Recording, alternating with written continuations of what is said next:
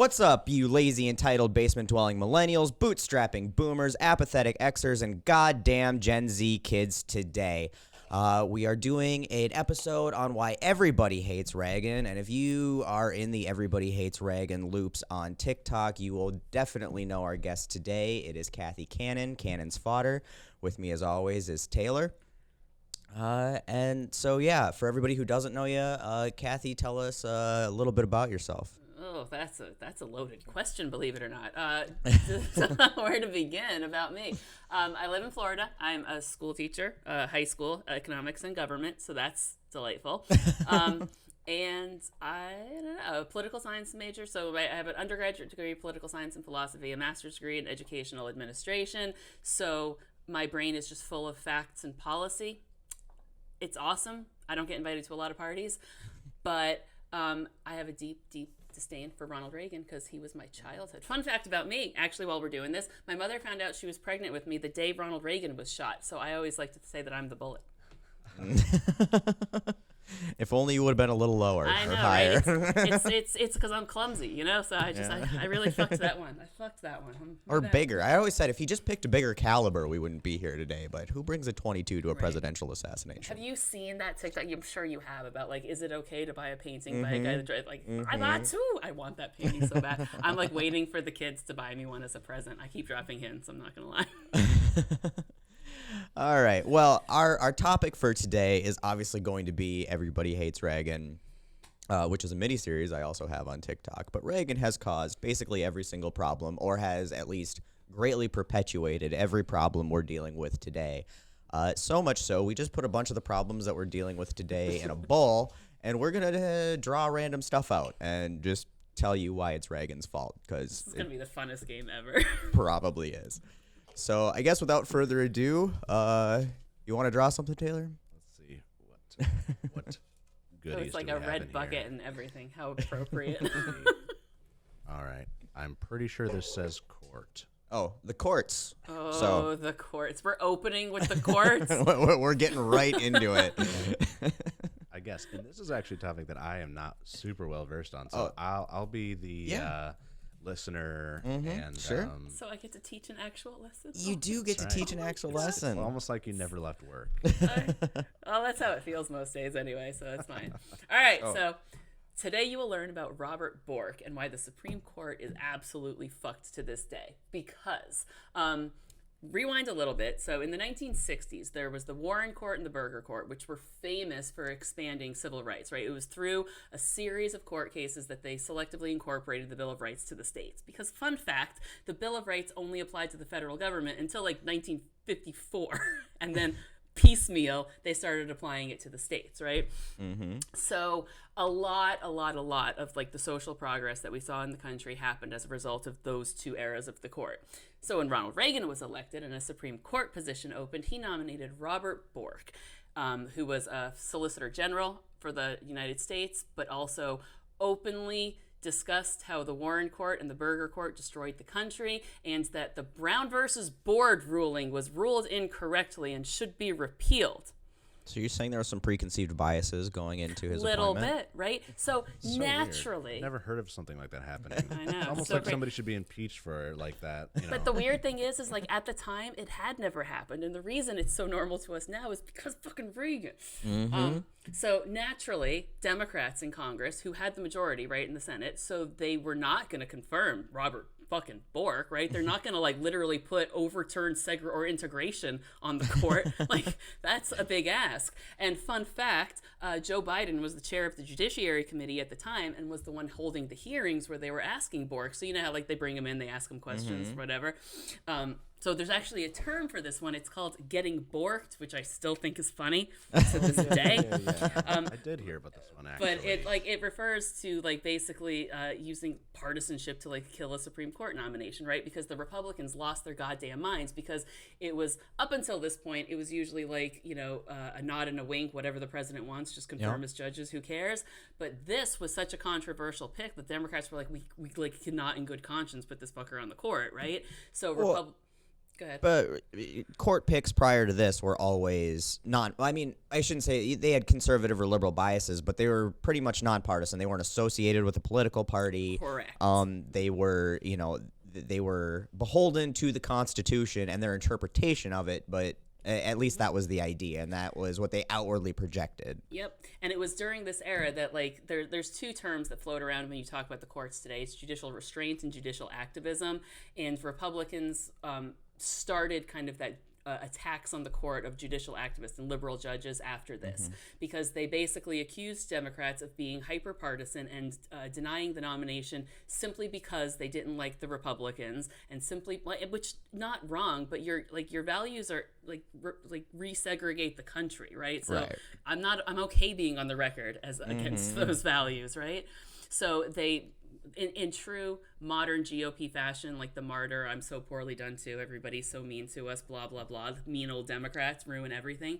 So persecuted. I know. It's so hard to be a middle-class white man in America. I don't know how really they survive. is. I don't know how they do it. The struggle, I just want to hug them all. I don't at all. But I could use a hug. me too, truthfully. I'm not gonna lie. But anyway, so this is where, like, the Heritage Foundation, the Cato Institute, and the Federalist Society was born, with the goal of packing the courts full of conservative judges that could essentially undo the progressive movement of the 1950s and 60s. Right? That was their commitment, and it took them a good long time. It took them a Reagan, a George W. Bush, and a Donald Trump to get there. But here the fuck we are. Oh, and I mean, it really did technically start with Nixon, like the plan of stacking the Supreme Court and the judiciary as a whole. Well, Really? maybe. Well, maybe, because after he put on, I can't remember who he put on the court now. It escapes me. But Sandra O'Connor. no, that was Bill. No, it wasn't Bill Clinton. No, that was actually Ronald Reagan. Sandra Day O'Connor. I only know that I was just listening on stuff on the way here. She still reminds me of, like, Sarah Connor from Terminator. Like, that name. That's why I remember. That makes sense. But no, like, Nixon actually appointed the judge that was like it was his court that decided Roe versus Wade, right? And they actually thought that his appointments might actually change it, which is why they were kind of willing to do it, but he didn't. He picked a normal judge that read the rules and followed them. So it was frustrations with Nixon not effectively packing the court that motivated them to try through Reagan. But the point being is that Reagan was the fucker willing to do it. Yep. Like, not even Nixon was willing to manipulate the Supreme Court for nefarious purposes. Well, and this is why I give, when people talk about, Nixon and Reagan being the roots of the downfall of American democracy and our long arm of the long arm of justice, or the long arm of history arcing towards justice, arcing towards justice in that era. I always give Nixon credit where it's due, because he did a lot of the right things. He did a lot of the right things for the wrong reasons, but right things for the wrong reasons are still the right things. Same with, like LBJ and the Civil Rights Act, where Reagan just did a lot of the wrong things for the wrong reasons. For the funsies. Yeah, and so it's like, Nixon was a bad man, but he did some really lasting good things, and Reagan was a bad man who did some really lasting bad things, and then nothing to offset that whatsoever. I know, like, when I teach it to the kids, I always give them the Richard Nixon thing. Like, he could have been one of America's most influential presidents. He just couldn't get out of his own way. Whereas Reagan is one of our most influential presidents because he got everyone out of his way. What were you gonna say, Tim? I was just going to say that, Nixon, he did help the birds and the bees in more ways than one. That he did. But You got it. But I think that this is important, and I know that this is a theme of all the things that we're going to cover in today's topic. But it's a partisan court and a politicized court is something we're just so I don't want to say comfortable with, but so used to, so desensitized today. Like, that's the norm. And that is new. That is not something that has been, through the long history of the United States, not an issue. And this partisan court that began with Ronald Reagan, and even, you get one or two partisan members on the court, they still can't influence decisions to an extreme amount where people really take notice. So you're like, yeah, that one guy's an asshole and he has some more extreme ideas, but the rest of the court balances him. But that's they played the long game for so long that Yep. we now have, a very partisan court, and that was their plan all along, and they were looking 30, 40, 50 years ahead and have accomplished what they're going for. What's crazy about it to me is, like, I was actually teaching this week. So part of the curriculum, the AP curriculum, we actually have to go through some of the Federalist Papers and the Anti-Federalist Papers to kind of talk about, like, what the concerns were from the gate about balancing power and individual liberty, right? So The original Federalists, not the new Federal yeah, Society. yeah. To be clear, so Federalist 78 is Hamilton explaining why the Supreme Court is, like, he was defending the lifetime appointments, which makes me want to punch him in the face right now, but whatever, we'll talk about that What was later. the lifetime expectancy then? Like Exactly. 60 That's a little bit what it is. But also, he was operating in a world where Congress wouldn't be complicit. They were committed to the separation of powers. They were committed to individual, like, co-equal branches. But his argument is that the Supreme Court, like, co-equal, sure, but also the least powerful, because They can't write legislation. They Right. can only decide on it. Yeah, they're responding to it. And the idea being that if the court says it's not okay, then it's up to Congress and the people to determine, like, if you really want to amend the Constitution, right? Yeah. But the anti-federalist response was Brutus 15, where he basically comes out and he's like, lifetime appointments just, opens the door to corruption in the court, right? Of just literally, like, says along the lines of packing the court with activist judges that could stop the progress of liberty. And it's like, I've taught this for 10 years. And 10 years ago, I would always teach this, like, so you see why Hamilton's right and the court would all... But lately, Brutus is, like, reading, like, prophecy, right? Because even when you go back to, like, Federalist 10 and factions, like, the Brutus Essay 1 was, no, factions will ultimately coalesce together and become rivaling forces that will tear the country apart. And I'm like, maybe we should have listened to Brutus.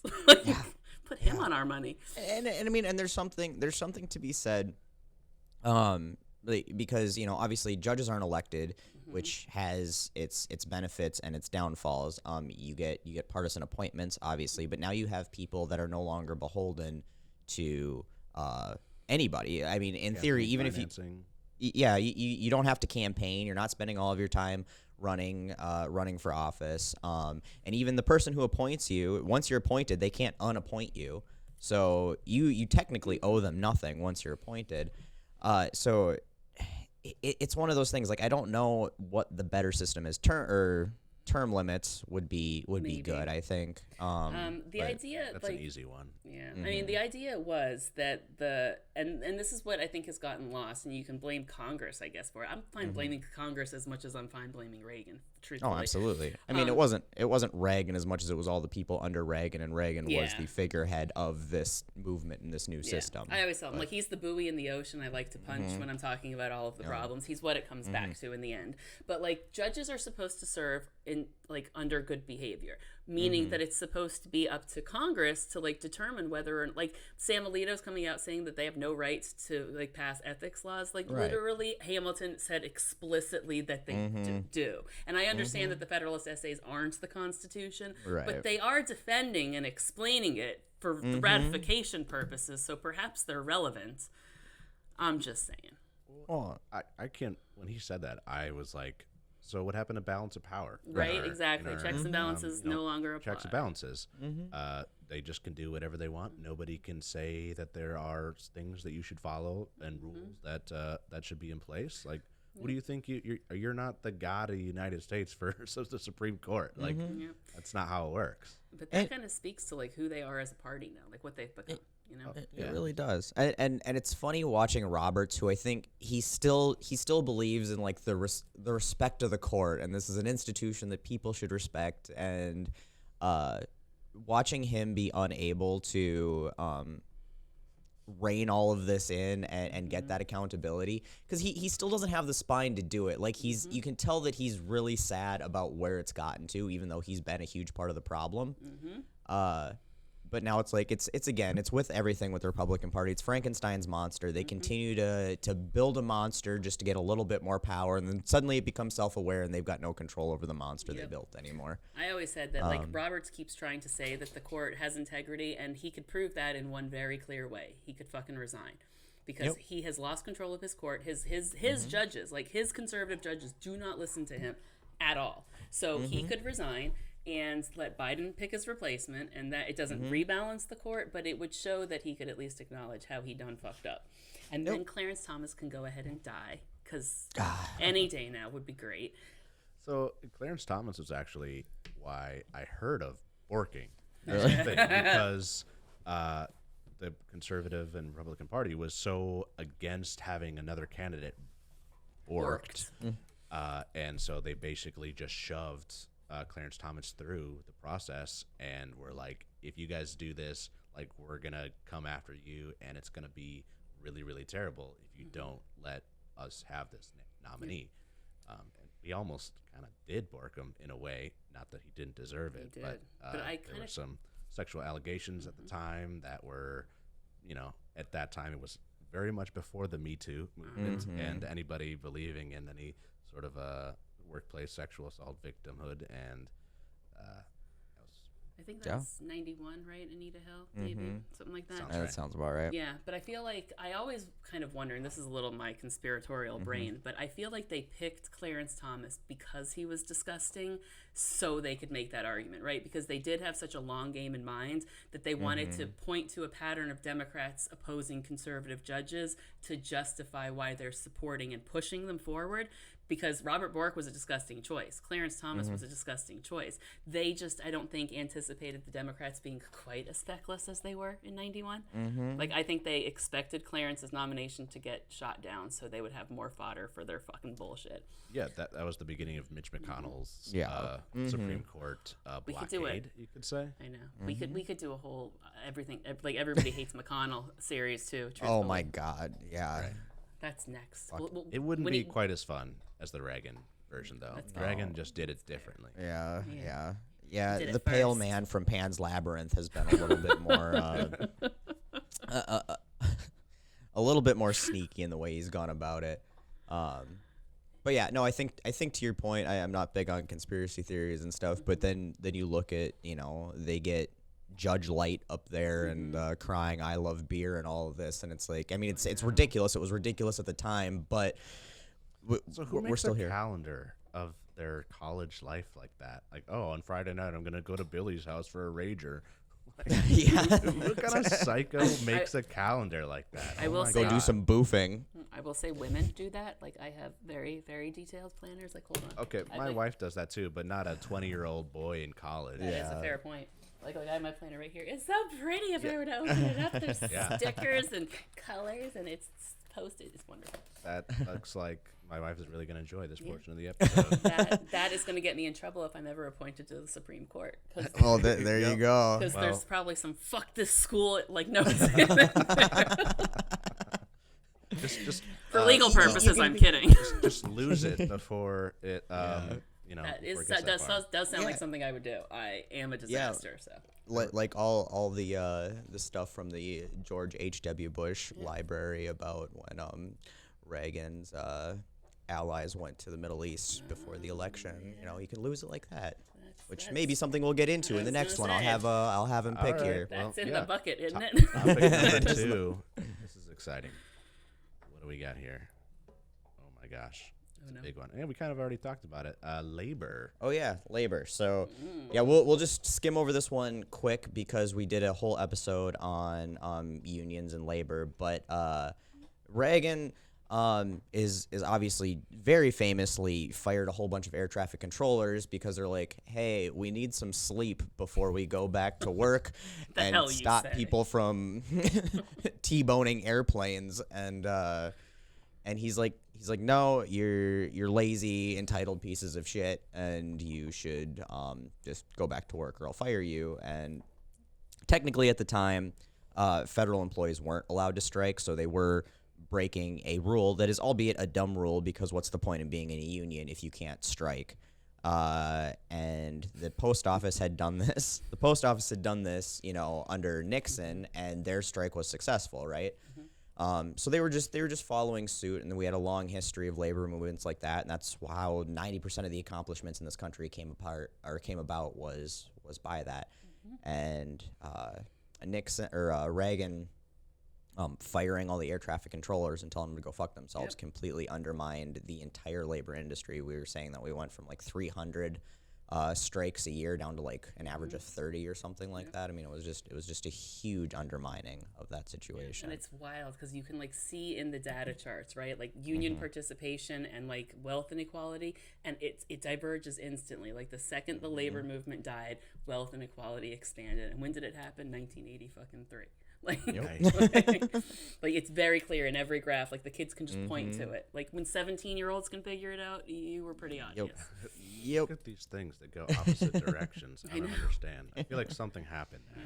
It's an alligator. It's gonna come back together. When was there anything else you guys wanted to cover on labor before we move on to that, or? No, I would say I was listening to a documentary on my way up here about Ronald Reagan, and in his campaigning, well, that's struggle for the podcast. In his campaign, he did specify that private company unions should, and it's better if they are allowed to strike.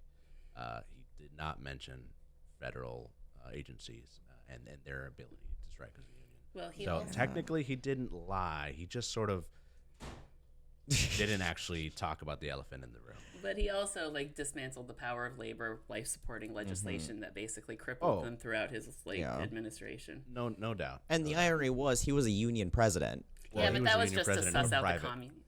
I mean, he was just that sussing was out communists. because he was also a snitch. He was also a snitch. So snitches get stitches. I was just gonna say it. I was like, who gave him stitches? That's what I want to know. Hinckley. Oh, that's right. You know what? There we go. Love it. That's actually where he wasn't actually hating on Reagan as a person. It was just because he was a snitch. Yeah. He was just following the rule. All right. So we good on labor. I think we can move on to all right. We're just cruising through these. Yeah. All right. There's just so much to get to as well. Topic number 3. Ooh, this is gonna be a good one for you guys. Washington corruption. Oh boy, I just got a headache. Yeah, you guys in here, there's a lot of stuff in here about corruption. Yeah, and where to even begin, right? I'm not the first guy to know all about the 138 investigations or indictments and convictions. I'm just going to pull him up. I guess Let's he see. was the leader of said accomplishments until Donald Trump came into the office. Yeah, Donald Trump was an overachiever on certain things, that's for sure. But only treason, though, for some reason, right? Of all the things to excel in. I mean, well, not just treason, just the run-of-the-mill corruption too, and nepotism, and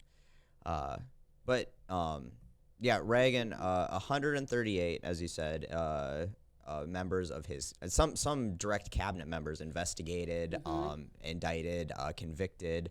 Most famously the Iran-Contra scandal, and Ollie North just kind of swooping in and I'll take the blame. This was all my fault. And then he gets, convicted, and then Reagan swoops back in and pardons him for it. So that was a fun subversion of justice right in front of everybody. And Oliver North has, though, done a complete 180 in sort of just actually talking about what happened in Latin America in his past and our policies. He actually, I think, is very much against what he did and what Reagan and just foreign policy. Well, it's because he's going to die soon, and he Well, needs to get his soul right with Jesus. Right. Because he's going to hell otherwise. That's probably accurate. Well, who was it too who just admitted that he went with the governor of Texas to Iran to negotiate to try to hold the hostages longer to keep Jimmy Carter from winning the election? I can't remember his name now. I can't either. I just did a video on it not that long ago. And it had always been a pretty open secret that it happened, but they couldn't prove it. And now Jimmy Carter's on his deathbed, and this guy's had this heavy conscience the whole time, and he finally admits it. And he's like, yeah, no, that definitely happened, and we did that, and I feel bad about it. And it's like, cool, dude, You should. thanks. For that. A little late, but sure. Just think of a world where Jimmy Carter gets elected Oh my and God, it would be such a different Reagan place loses today. his second run for presidency. I think about that all the time, and it makes me so sad. There's a timeline out there. Yeah. That's when we got on the bad in timeline. the MCU, Yeah. there's a universe. We need to get the where DeLorean and go back to that exact moment, right? That was it. we need to get the Spider-Verse, universe. I know. reverse Like our seriously, thing. like wasn't Biff Tannen modeled after Donald Trump? So we are literally in Biff Tannen's Hill Valley right Yep. now. Like it's so Yep. bad. So you did Iran Contra. I'll do the HUD scandal. Because this one's fantastic. Because it really All right. really drives home how much he hated poor people. So if you don't know, the government has rules about bidding for contracts and things like that to ensure that there isn't corruption. But Reagan said fuck all that, right? So what he basically did was what was his secretary's name? Samuel Pierce is his name. They basically rigged the contracts that for low income housing, so that Republican contributors to campaigns and lobbyists could get the contracts to build and maintain low-income housing and charge exorbitant amounts for said projects, over what they actually cost, to essentially steal money from the government while fucking over poor people all at the same time. So it was really a twofer on it. Yep. Does that sound like something that happened under Baby Bush too, by chance? Almost, right? It's almost like they all had the same playbook, right? But that one, the HUD scandal, took down not just Pierce, but 7 other people, I think, a whole bunch, maybe 10 people. I don't know. A lot of people went down in that one because it was a big, glary, gross one. Yeah, well, he had a lot of people. I mean, until Trump with, the turnover of a shitty McDonald's in his administration, Reagan had a lot of turnover going through there, and a lot of it was resignations for saying shit they shouldn't have said, or clear corruption and misappropriation. Like Ann Gorsh and the EPA, she got fired after 3 years for misappropriating EPA funds and all that kind of stuff. I mean, you could spend a month on just the corruption of that administration. Oh, and but the one I can't believe I didn't remember, the savings and loan crisis. oh my God, yeah. That we're talking scandals, okay? Because that brings up John McCain too, right? Keating 5, let's tie them all together.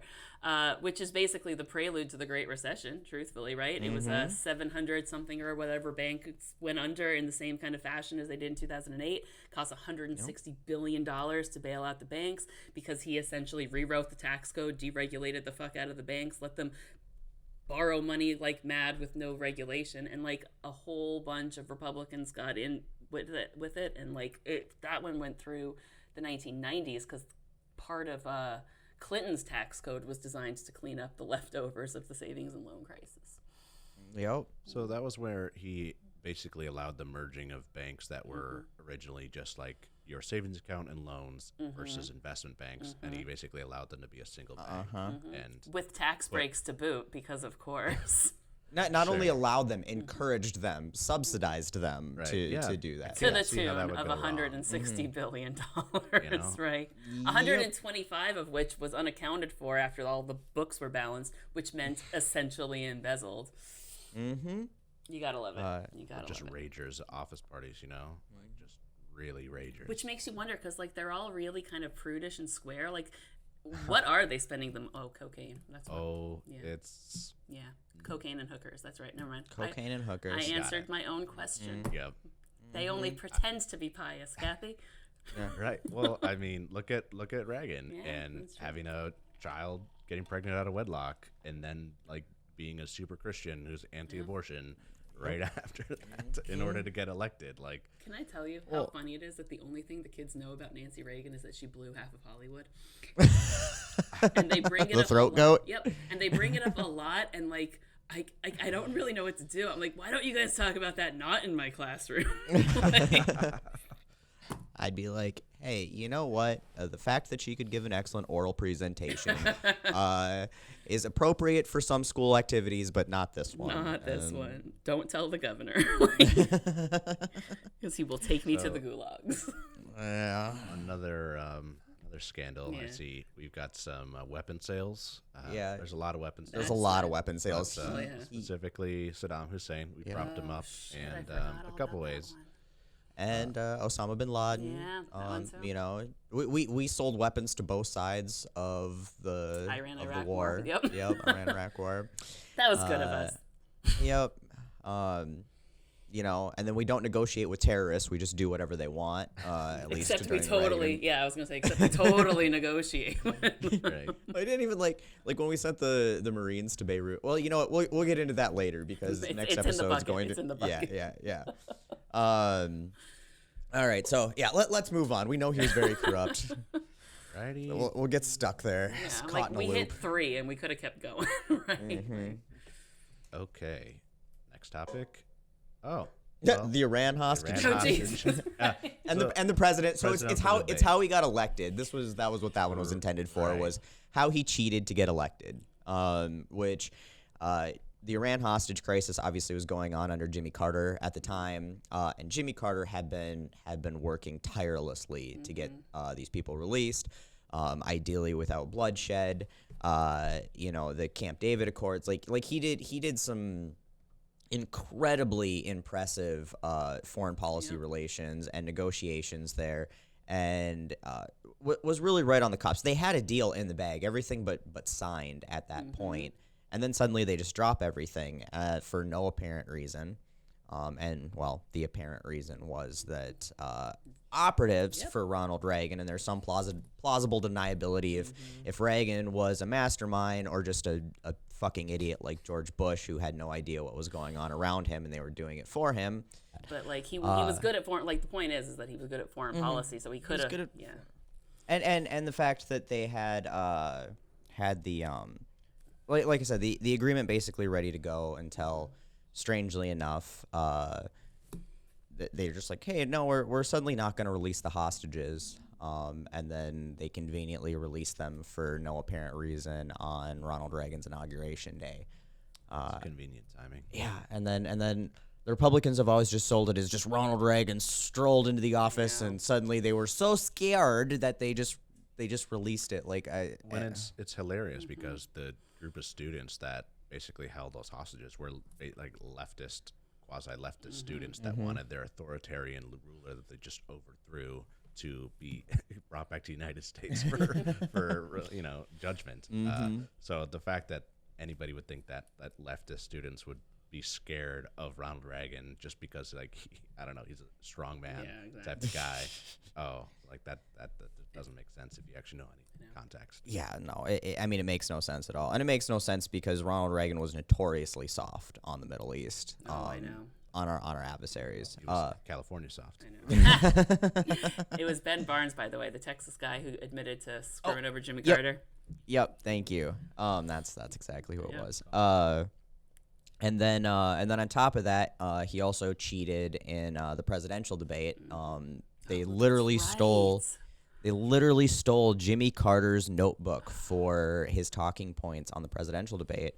And then after stealing it, they went in, and obviously it's pretty easy to win a debate when you know everything your opponent's going to say, which is the only way Ronald Reagan, who could barely, form a coherent thought, was going to win a debate. And so how did Reagan succeed where Nixon failed in getting the debate materials? I don't know. Like the thing with Reagan that annoys me is that he was an actor, right? So he had the Riz, as the kids would say. Charisma, and that's There's no doubt. Yeah, and that's how he got away with it. Like he was if Nixon was charming, God help us, is what I always like to think. Nixon. Well, that's why that's the reason Nixon lost to JFK is because Nixon was a sweaty, awkward old man, and JFK was charismatic. And people want hey, I want a president I can have a beer with, and that's what they're looking for. And they want something sexy, and that's why Nothing like having a beer with a Kennedy to make your day. Yeah. Or some cocaine. So yeah, some cocaine and hookers, right? It always goes back to cocaine. Just don't and get in hookers. the car with them. Sorry, that was inappropriate. No, it's not. Nothing's off limits here. It's not too soon, I think, at this point. Not too soon. Yeah, that's fair. Actually, that's a good election. So for the I mean, Electoral he College. Sorry. that is a very good one. Because electoral wise, it's like it looks like a landslide for Kennedy, but popular vote wise, it was like razor thin. Yeah, it was close. It was much closer than people realized between Nixon and Kennedy. And I think that there's something to be said about that, about Reagan's elections too. It's worth noting, like, everybody thinks that Reagan was super popular at the time because he went into a second term with winning every state but our state, who was the only state not dumb enough to elect that or vote for that asshole. Let's go. Minnesota proud. Yeah, we do. Good we for grasp you. onto that for life, like it's our lifeline. But he wasn't that popular at the time. In fact, he had some really low popularity ratings through his presidency. Yeah, like people wanted him impeached at some points. I just pulled up For the good fucking reason. Yeah, that's true. Like I just pulled up the election for 1980, and I guess popular vote, he won by 8 million votes. Yeah, he after the Iran hostage thing Yeah. and the debate thing, poor Carter really took a hit. Yeah, but even still, like it was Joe Biden won by 8 million votes, and it wasn't this electoral map. You know what I mean? Right. Right. So it's just You a know, lot. 84 was when he in 80 he West Virginia, Maryland, and Georgia voted against him. So, but yeah, 1984, West Virginia, Georgia. I know that's how different the world used to be. But yeah, in 1984 it was just Mr. Mondale in his home state. God, remember the party switch never happened. Oh, I still, you know what? It makes me so. I just want to stab myself in the eye when they say it. I'm like, It's like the most obvious thing ever. Like, I mean, even their own literally- retic. I know, like Strom Never heard of Thurmond the literally Southern said, strategy. "I didn't leave the Democratic Party. The Democratic Party left." But there are quotes from the Senate floor. There's the longest filibuster in U.S. history. Like, I'm tired. So much. There would be a good one to do a podcast episode those type on. of people never heard of the Southern strategy or any. I know, right? Like, there are whole books about it. Whole books about it. That's All right. I think All right. we need to move on to our next why everybody hates ragtime. Possibly last one today. Yeah, well, I mean, we'll finish with the Middle East one. But. Okay, this is one near and dear to our hearts as millennials. Student debt. Oh, fuck me. Yeah. Yeah. So, fun fact, college used to be, if not incredibly cheap, free. Student debt was not a thing that many people ever had. And if they did have, it was a very small amount of debt that was in a structured, straightforward loan, kind of like a car loan or a house loan, where you're just like, here's how much you borrowed, and here's how much you're going to pay, and it will be gone. And that changed for reasons. For reasons. For reasons. And this started changing in California when Reagan was governor, because he test bedded all of his shitty ideas on how he could fuck up the world in, one of the largest state in the country. Basically didn't like black people. That was the whole reason behind it. It's like, or poor white people, to be or poor fair. people. It's just poor people in general, Well, He also was very much against a educated populace. Like That his as well. campaign manager for his run for California mayor basically stated that if we have an educated populace, then we will be not be able to win elections. Yeah, they'll be smart enough to not vote for us because our policies are stupid. He actually He used the literally- word proletariat. I was too, going to say, he called it an educated proletariat. which I was like, wow, way to be the nerd that leans into the Berkeley Right. hippies, right? Yeah, he's a Oh, too and much I mean- education would make us fascist. Like, what? Yeah. Yeah. It's what happened in Germany. That was the biggest. We saw it in Nazi Germany. It's like, the fuck we did. We no, did we not see an didn't, sir. No, overly we didn't. educated proletariat in Germany cause They were Nazism. burning books in Germany, sir. On that note, this is why I always tell everybody, people try to compare Ron DeSantis to a little mini Trump. No, he is not. He's a mini Reagan. He is a mini Reagan. That is my what he God. wants to do. Yeah, absolutely. What he he's wants doing in to do. Florida is the literal Reagan playbook in California. It's fucking remarkable to me. So I have the quote here from Reagan's advisor. Educating the proletariat had the undesirable effect of producing revolutionary stirrings. Yeah, if we understand we're getting fucked, we might actually ask not to. Yep. Right. It's almost like, education leads to change. Well, that's what it was. The masses.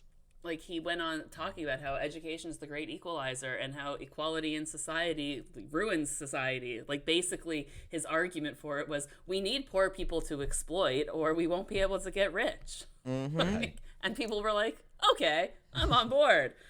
And now we owe $1.6 trillion in students.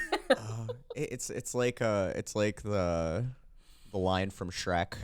He's like, some of you will die, and that is a sacrifice I'm willing to make. Exactly.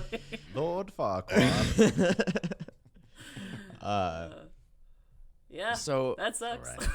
All right. But yeah, so he actually defunded education, subsidizing tuition basically, because state schools, sort of along the lines of public schools, not in the same way, public primary schools, not in the same way. But they were majority funded by state and federal funding at the time, and he just cut it all. And he's like, hey, I know, just charge tuition. That'll come up with your funding gaps, knowing that poor people and disproportionately affecting minorities weren't going to be able to pay that tuition. And then when they're like, well, how are these people supposed to go to school then if they can't afford tuition? He's like, get loans. Get loans with the deregulated financial markets that are lining my pockets and making people wealthy. It And makes also me so mad. get loans.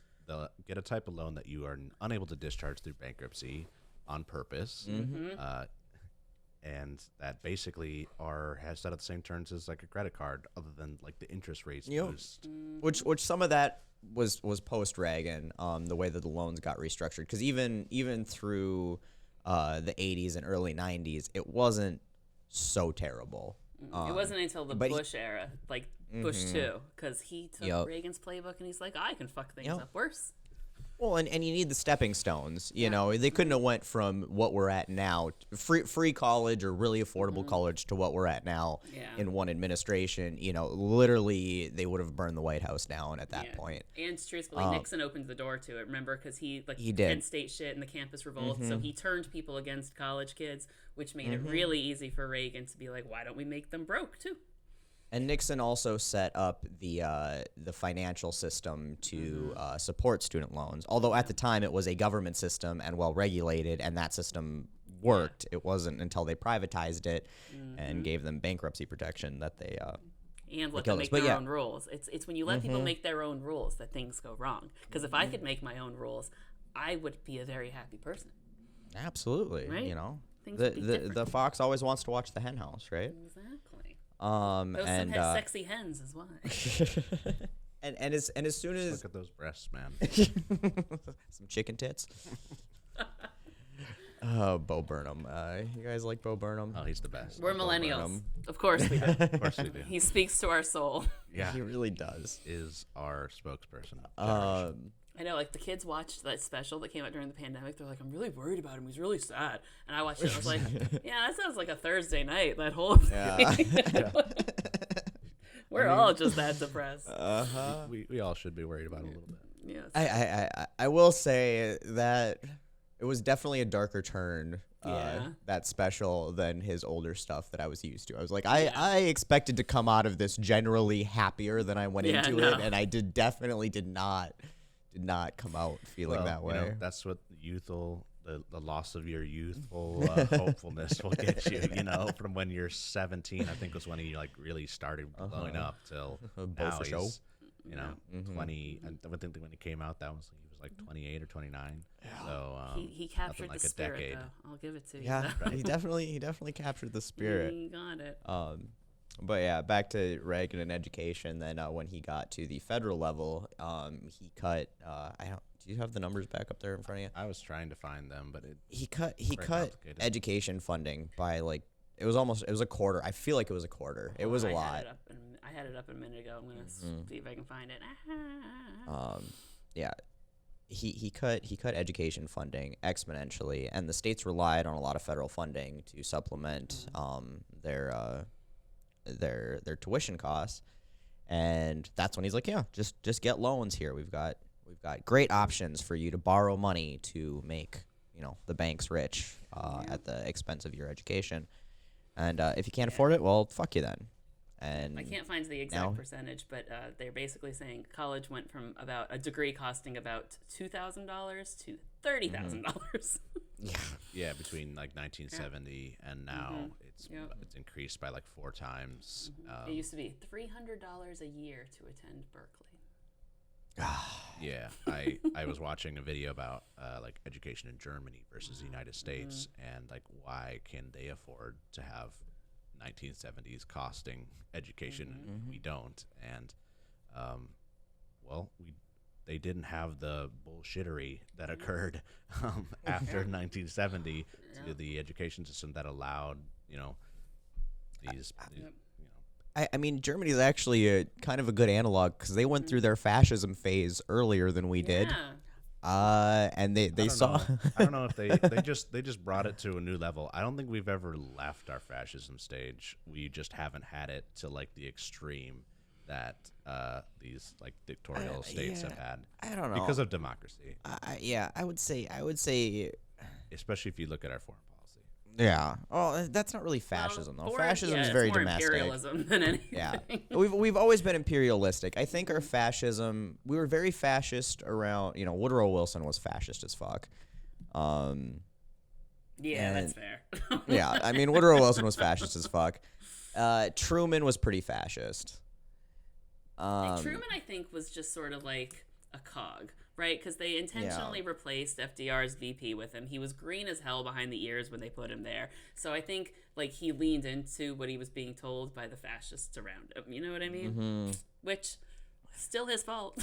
Yep. I mean, it's like it goes back to Reagan. I mean, Reagan was a useful idiot. I think Truman was also a useful idiot. But no doubt. I mean, there was Trump's a useful idiot, but Trump's a less useful. He's useful in his own way. If he's not useful for the way that you want him to be, then that's too bad. Yeah, he's his own. He's useful for nefarious actors. That's what he is. So. That's true. Yeah, but he's uncontrollable. Where at least Truman and Baby Bush were controllable, useful idiots, and Ronald Reagan. But yeah, no, I think the overt fascism, aside from Woodrow Wilson, because Woodrow Wilson's like the First Amendment. I've never fucking heard of it. What are you talking about? To be fair, it hadn't been incorporated to the states then, though. So, but he was the federal government. That was the federal government. He was the president. So all right, you win.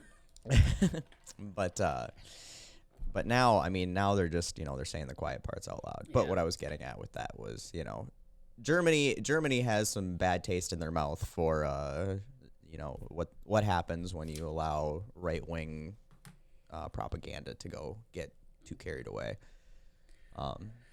Yeah. Also, we can afford to send kids to school. We just, are greedy fuckers. Like, we could do what Germany does. We just choose not to.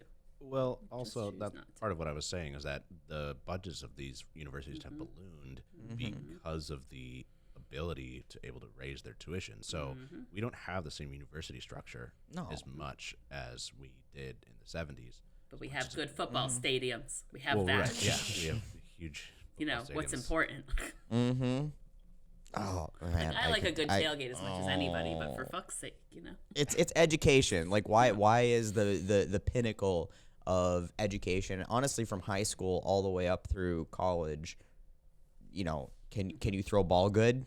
Like that's not. It makes no sense. Yeah. And I blame Florida and Texas big time for that because all Florida schools, all they care about is football. Football players do no wrong in any high school in this state. All right, and I mean I think Tennessee, Alabama too. Yeah, I mean the SEC basically. Yeah, the first powerhouse, right? Yeah, it was so weird when I went to college in Bristol, right on the border of Virginia and Tennessee, and Minnesota gets into their sports, and we've got pretty much every major sports team. Yeah, hockey, but I mean we've got a professional soccer team. We've got all of our teams suck except for our women's basketball team, but we've got a professional women's basketball team. We've got a professional NBA team. And Minnesota definitely gets into their sports, but it's all professional sports. Go Twins. And then I went, sorry you lost, and you got out of the playoffs. It's just they haven't played their last game yet, but I'm just calling it right now. The prophecy has been sold. Yep. But yeah, when I went down south, and all of these people were just obsessed with UT football, and had all these college rivalries with football, and I'm like, you dropped out of school in like the 8th grade. Why the fuck do you care about college football? And they are obsessed with it. And like half of these people, the only time they've ever stepped foot on a college campus is to go to these games. Yep. And it is just mind blowing to me. But they could give a fuck. Like the Titans, I never heard anybody give two shits about the Tennessee Titans when I was in. Well, to be fair, it is the Titans. In the SEC, they have like my parents live in South Carolina, and obviously there's no national football team in South Carolina.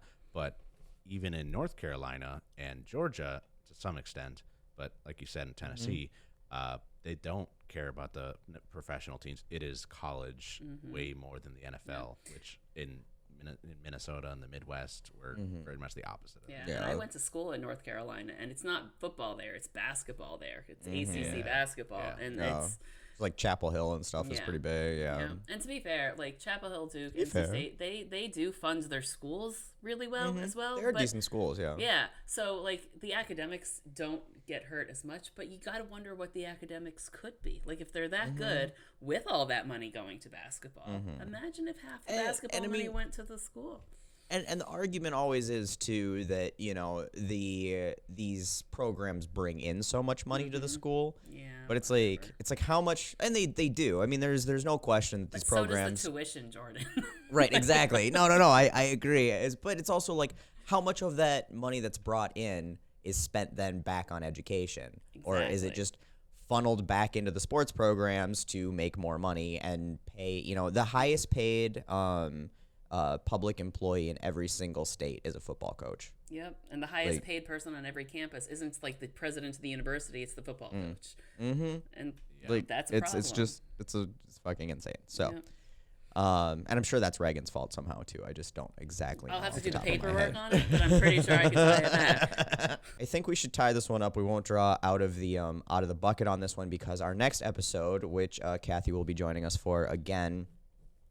Is what's going on in the Middle East right now with Israel and Palestine and Hamas and Egypt and Lebanon and Jordan and all the fun places in the desert. And I think that it's important to realize that all of that shit going on, there might not be directly Reagan's fault, but a lot of it is Reagan's fault, and it's much worse because of Reagan.